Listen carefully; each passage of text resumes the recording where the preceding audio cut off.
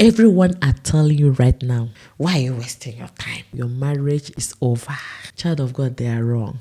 They are wrong. Your marriage is not over. I know that the one that taught you more is even your husband. He is even the one telling you, I don't want you anymore. I don't want to marry you. I'm moving out. I don't want to marry you again. But he is wrong. I'm telling you that before the end of this year, if you listen attentively, if you believe with all your heart, if you do the things that we're going to discuss in this video, you are going to see your marriage restored. And even those people, your friends, your family members, even your church members, those people that were discouraging you, they will turn around. The mouth that was speaking bad will start speaking good in Jesus' name. Okay, before I go there, my name is Ivoma Chimobi for those that don't know me. Okay, on this channel, I help God's children, daughters of God, to restore their marriage faster using God-led strategy. Okay, God-led strategy. That is what we do on this channel. That is why it is build your home in God. There is nothing God cannot do. Yeah, everybody are busy telling you, why are you wasting your time? Can't you see your husband have moved on? Can't you see your husband is with another woman? Can't you see that you're just working on this marriage alone and you're just wasting your time? Nothing can work. Have you forgotten how many years you have been standing for this marriage? Everybody think you're stupid and you're a fool. They think that you don't know anything. That's why you're standing for this marriage. But first of all, before I move forward, I want to ask you, what do you think? What do you think concerning your stand for the marriage? Do you know that when God created you, that God created you and only you to be you, and that your destiny has nothing to do with people? It has everything to do with you. And that what you believe, what you say to yourself is what you will get. Yes, the Bible says that it is going to be done unto you according to your belief. What do you say? Very, very important. I know why I'm asking you this question first. Because right now, you might answer me, well, no, woman of God, what do I say? I want my marriage now. I know you might want to answer me, you want your marriage, which I agree with you, you want it. But what are you talking to yourself? Those still small voice that are telling you, sister, why are you wasting your time? Have you forgotten what brother so said? Have you forgotten what pastor said? Have you forgotten what your sister said? Do you know you're just wasting your time? When those discouraging thoughts comes to you, what do you say? What thoughts do you carry in your heart? What belief do you carry in your heart concerning your marriage? My dear, let me tell you that it is not what those people say that counts. It is that one that you are talking to yourself, that imagination, those negative imagination that you stay at home.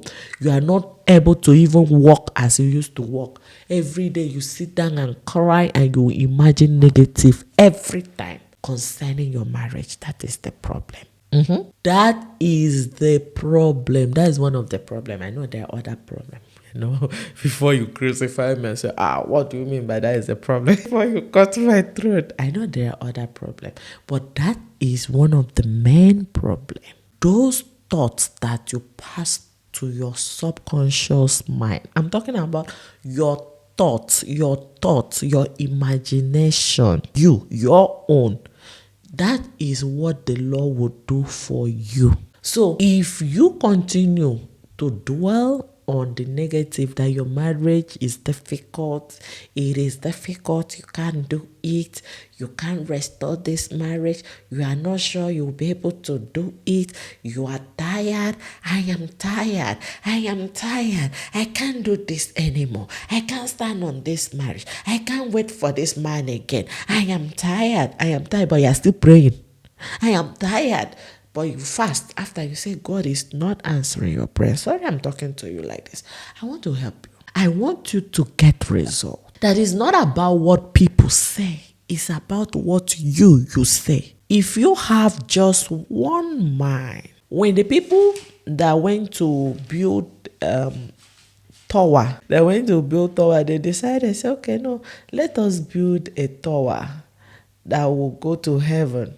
They called themselves together. They started building tower. They started building. Sorry, I want to show you that scripture. It's very important. When they were building, even the Lord said, have you seen that these people are of one mind? That is Genesis 11. And the Lord said, behold, the people is one, and they have one language.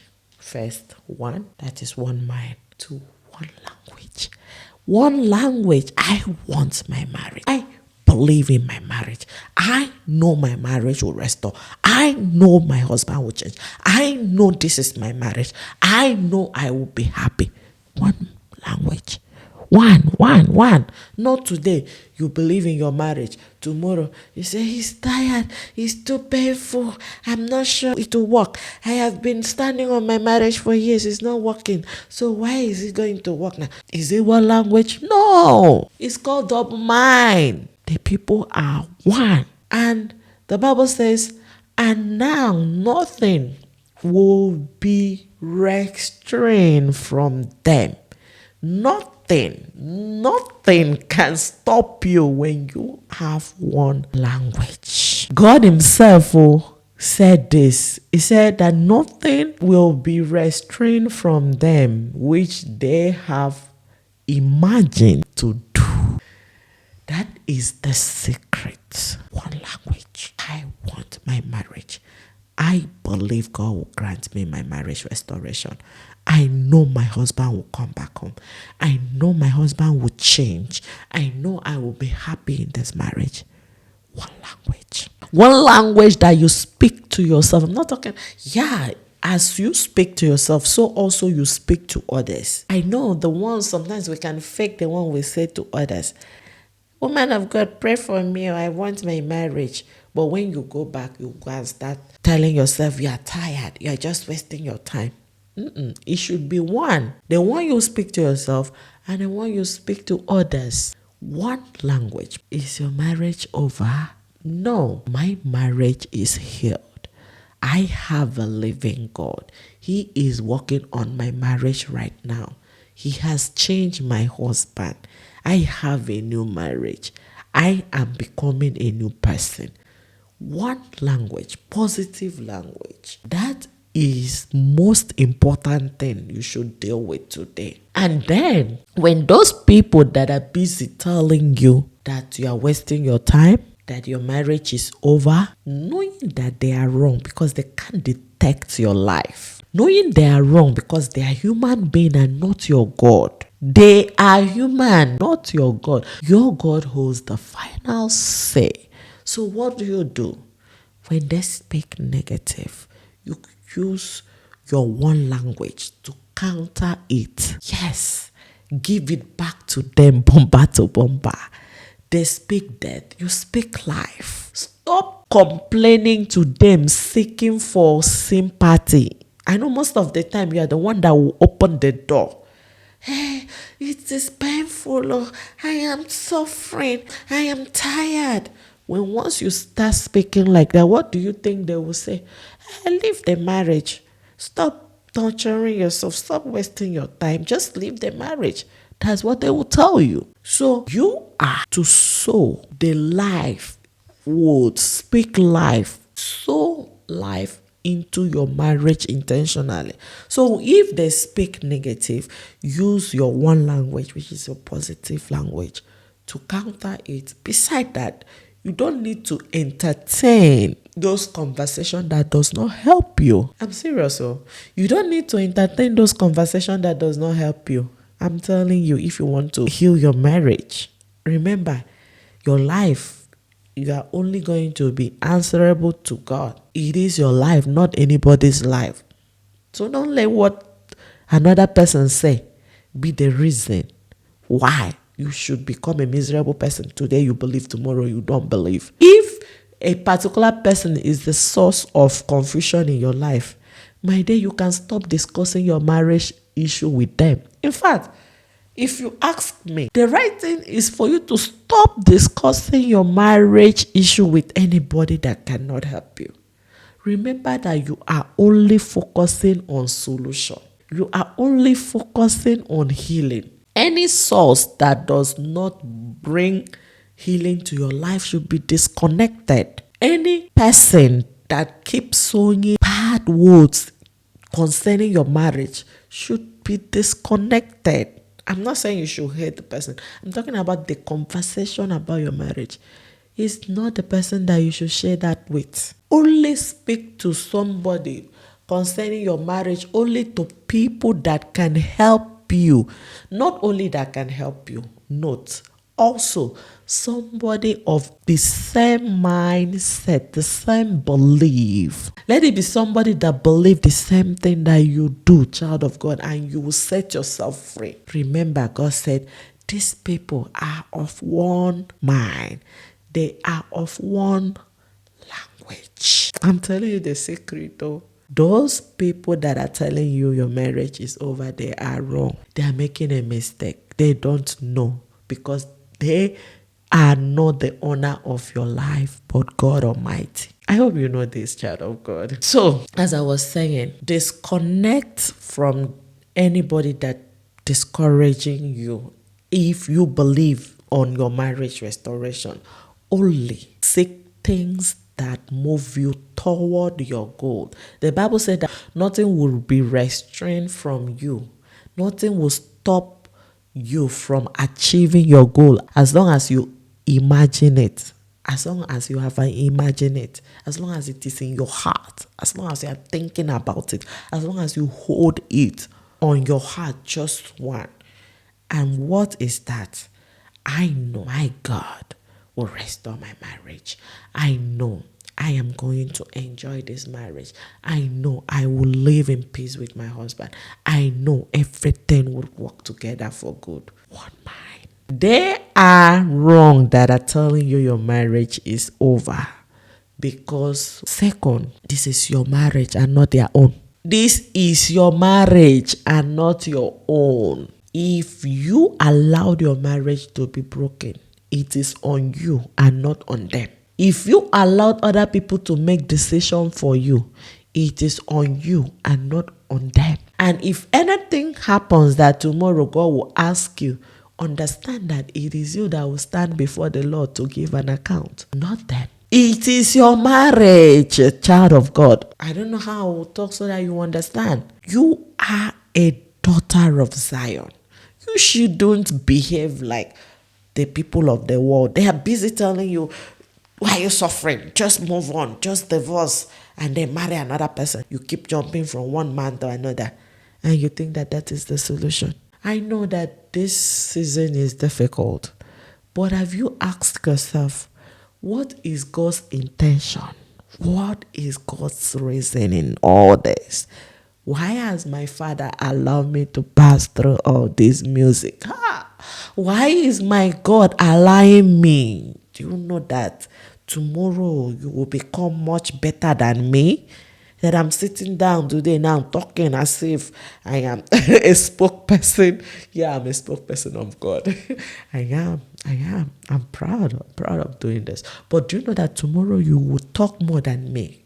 Do you know whether God has given you this assignment? Because I think the reason why God allowed me to experience those difficult seasons was for this purpose, for me to learn, to build experience. It is your marriage. Child of God, stop allowing people to make decisions for you. In whatever action you are taking in this life, you will give account. You will stand before God to give an account. You need to understand that you are the driver. You are the one sitting in this marriage. You are the one that will mold it. You are the one that will make it to work through God's help. Through God's help, before you cut my throat and say, I'm the one that will make it to work. Yeah, you can through God's help. There is nothing impossible with God. Anyway, I'm talking to believers. I'm talking to the wise women. It's not everyone. Okay? I'm talking to those that believe that with God, nothing is impossible. You are the one that will fix this marriage through God's help. Stop allowing people to make decisions for you. Another thing is because you are a winner. You are a winner, not a quitter. Why should you allow somebody to tell you your marriage is over? Is that person your creator? Is it the person that brought the marriage together in the first place? Is it the owner of your life? You are a winner. You're going to give testimony of your life. The Lord will see that He is proud of you and He will be bold to say, my daughter, well done. It is time for you to go and enjoy your home. Because sometimes you don't know that this season that you are in is just a temporal season that God is using to see how faithful you are to Him, how determined you are to Him, how serious you will be committed to doing the will of God. Don't know that God does not like divorce. It is not God's intention that you should divorce, because the Bible says that God hates divorce. Please, let it be at the extreme. I know, you say, but what if the person is doing infidelity? The Bible said when one's infidelity. I know you are having that justification. I agree. Okay? But, child of God, there are a lot of things involved here. If you keep saying, oh, because my husband cheats, you want to divorce, have you considered every other thing, like your children, every other effect of leaving your home? Some of you are so naive that you will leave your home unprepared. You don't even have a good, stable income. I know you will say, so you mean I should stay when my husband is cheating on me? Please, that's not what I'm saying. I said you don't need to make decision rashly, without wisdom and strategy. Do you know that God Himself, if God will want to follow the way we have been sinning against Him, that He wouldn't have been merciful to us today? That Israel were likened to God as a wife, and many times Israel cheated on God and go to worship other idols. But God always showed them mercy and forgive them. Child of God, I said that you can forgive if you want. Please don't crucify me. So, because I know right now you're telling me, so if I forgive today, tomorrow you do again, I forgive, next tomorrow you do again. So I should live in forgiving, and He will continue to indulge in that. Please don't crucify me, please. I know. That is not what I'm saying. Remember, I said with God. If you are forgiven, you need to know that if you believe God will change your husband will change. Sorry, don't crucify me. I have another channel that I'm working on that. When another woman is involved, okay, that's what we talk there. There is nothing God cannot do. There is nothing God cannot do. What I'm saying is, do your own part first. Not because somebody has left her marriage. You said, the other person is even a woman of God. She left. This one left. This one left. So that means I have justification to leave my marriage. Unprepared most of the time. What of the children? What of the cycle? The cycle of broken marriages that you are from that, your husband is from that, and then you want your children to continue that cycle. Can't you stand to break that generational curse? Can't you sacrifice for it? Please, I rest my case. I'm only talking to those that are willing, please. It's not compulsory. Don't crucify me, okay? So I'm not going to continue. But sister, you will experience a new marriage this season in Jesus' name. There is nothing God cannot do. Remember to give this video a like, okay? Join our Telegram community. I will welcome you there. Link in the description of this video. I always love you. God loves you too. See you in my next video.